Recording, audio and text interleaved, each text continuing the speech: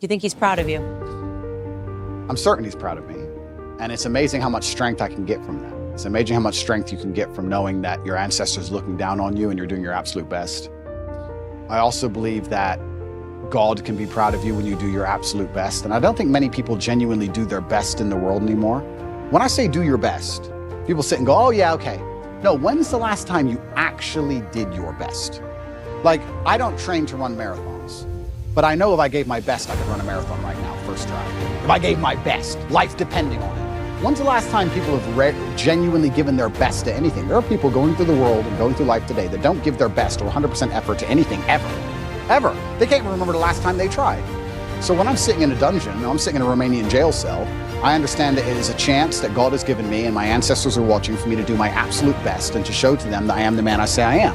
You can't become the most famous man in the world for mental resilience and God not test your mental resilience. I think that would be a very amateur way to view the world, that you can now become one of the most famous men in the world who talks about mental discipline and mental resilience and God's not going to test it.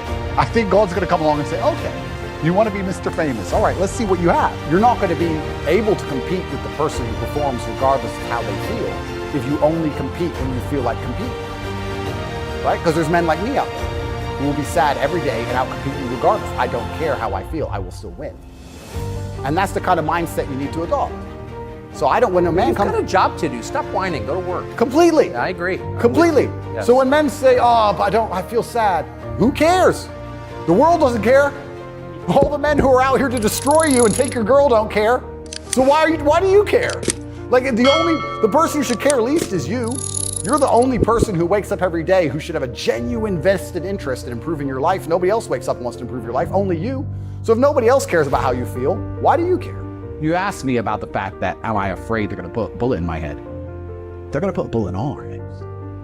Do you understand? At least I get to die first. At least they remember my name. If we all have to jump off the cliff, at least I get to go first. Wait, lads. What? Andrew Tate went first. Because we're all going to die. The only way to stay alive as a man now is to not be a man anymore. To be a chick. I'd be afraid, because men are cowards. Oh, don't kill me. No, okay. I refuse absolutely. Just shoot me or put me back in jail. It's fine. I refuse. Until the day I'll drive my Ferrari around, I'm going to say whatever I want. That's what's going to happen. I don't care anymore. Put me in jail. Put me back in jail. I don't care. I worked out something that's actually very fantastic for everyone at home who's worried about going to jail. To all the men at home, because they're going to come for all of us if you have any kind of opinion or you tell your girlfriend not to sleep with other men, somehow that makes you control it. If you go to jail, you can still smoke. Which means there's nothing the government can really do to you that prevents you from getting cigarettes.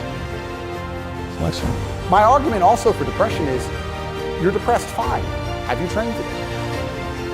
Well, that doesn't change what you should do with your life, depressed or not. And I don't say this because I'm an eternally happy person. I say this because I've experienced all ranges of human emotion. I was in a Romanian jail cell with cockroaches crawling all over me as I slept. I never missed a day of training. I wouldn't say I was particularly happy. The push-ups must be done. So they got done. You're very close to your brother. Correct. And you were locked away for part of that with him. Did you have fun at all with him? Yes.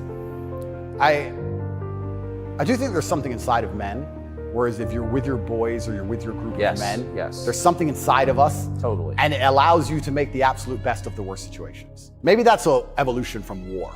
You know, all the men went to war and you saw all this pain and suffering and you saw heads, people decapitated and you're injured, but then you sit around the campfire and you're laughing. You're laughing, that's right. It's something inside of us. It's like a coping mechanism when you're around men. So when me and him were together, no matter how bad the scenario or no matter what they tried to do to us, part of us would just look at each other like, cigarette? And you find joy in that. And yeah, there's definitely, and that's another thing I think a lot of men are lacking. A lot of men are missing is a masculine support network. I think buddies. Yeah. You know, you talk to a guy and say, what was the highlight of your life? What was the best time of your life? And they'll say, college football. It's not about the football. It's about the team. Yeah. You know? And I think a lot of that's destroyed as well.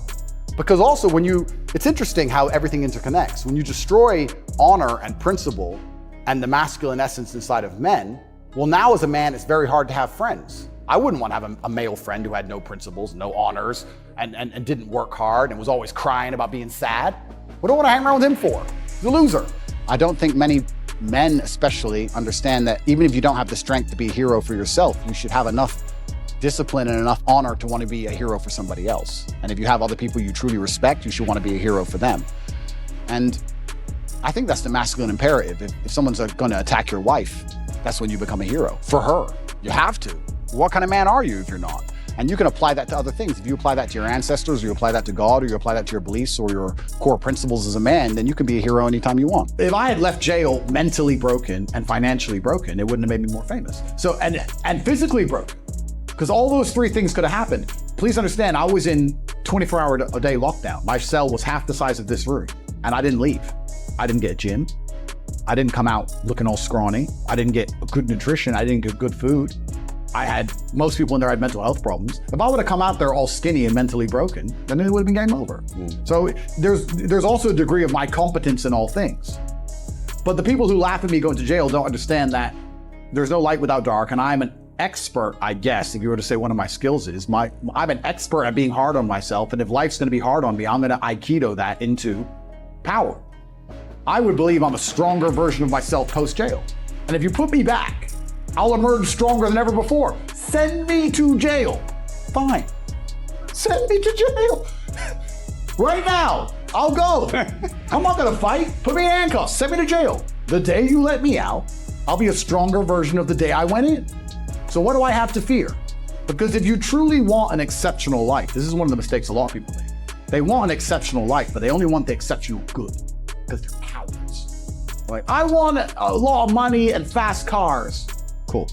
You don't want the exceptional stress. You want the exceptional car collection. You don't want the exceptional stress. You want to be me when I'm flying my Bugatti on an A380 and I'm in first class Emirates and my Bugatti's below me and I'm filming it for Tate Confidential. You want that, but you don't want to be me when I'm in a Romanian dungeon. But there is no like. If you want the exceptional good, you're going to have the exceptional bad. That is a law of the universe that can't be broken. That is not human law. That's universal law. So if you're sitting at home saying, I want an exceptional life, then you have to be prepared for both the good and the bad. Everything is hyper competitive, especially the sexual marketplace. Like if you're a 52-year-old, overweight, average income, no fame dude, and you have to find a girl, it's gonna be pretty difficult to find a good one. It's gonna be very hard. So we're like, of course he's lonely. And his kids don't respect him, they're busy. Like, of course he's sad. Like, it's actually heartbreaking to discuss. It is heartbreaking. It's heartbreaking. But then how do you prevent that happening? Well, then you need to be a man of honor and principle and make sure that you keep your support networks and make sure that your woman does respect you. And a woman's gonna respect you when she sees other men respect you. Yes. And they're only gonna respect you if you respect yourself. But to respect yourself, you have to be the kind of person who says no. If you're not prepared for the bad, what's gonna happen on your ascent to good? As you begin to get anywhere, something will happen, some degree of stress or whatever, and it's gonna derail you, and you're never gonna get to the highest echelon. So I've always been ready for the bad. I'm totally prepared for the bad. I was made in the dark, molded by it. I'm Bane. Put me in the bad. My whole life's been bad. My whole life's been terrible. I've known nothing but pain.